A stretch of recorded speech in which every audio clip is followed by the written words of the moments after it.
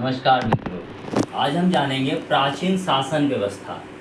प्राचीन समय में शासन व्यवस्था कैसे चलती थी हमारे भारत में। हम इतिहास में बहुत सारे शब्द, इस तरह के शब्द पढ़ते हैं, जैसे सरपंच, नायक, सामंत, राजा, महाराजा, सम्राट, चक्रवर्ती सम्राट। तो ये किनको कहा जाता था, आज हम ये जानेंगे इतिहास के कुछ महत्वपूर्ण बातों में। जैसे सरपंच, एक गांव का राजा जो होता था उसको सरपंच कहते थे, एक गांव का राजा। उसी तरह 10 गांव का राजा जो होता था वो नायक कहलाता था, 10 गांव का राजा। और 100 गांव का नायक, 100 गांवों का जो शासन व्यवस्था देखता था उसको सामंत कहते थे।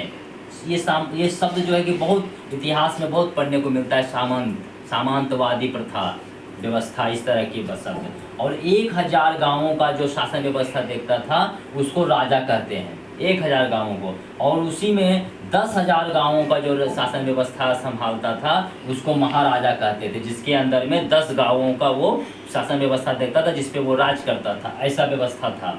उसके बाद 1 लाख गांवों का जो शासन व्यवस्था देखता था, जिसके अधीन 1 लाख गांव हुआ करते थे, वे लोग सम्राट कहलाते थे, सम्राट। और 7 लाख गांवों की शासन व्यवस्था को जो देख रेख करता था, जिसके अधीन 7 लाख गांव हुआ करते थे, उसको चक्रवर्ती सम्राट कहते थे, चक्रवर्ती सम्राट। इस तरह जो है कि ये इतने भागों में हमारी जो है कि प्राचीन शासन व्यवस्था बटी हुई थी।